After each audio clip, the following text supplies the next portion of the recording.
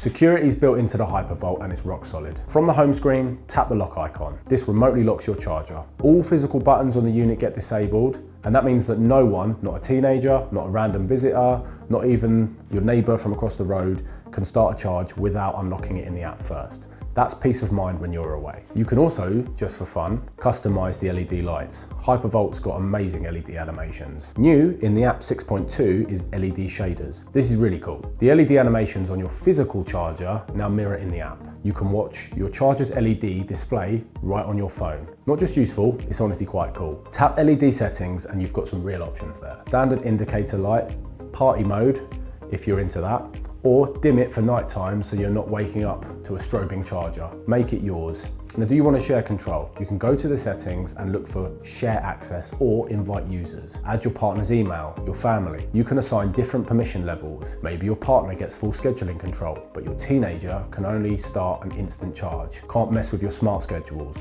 That's control.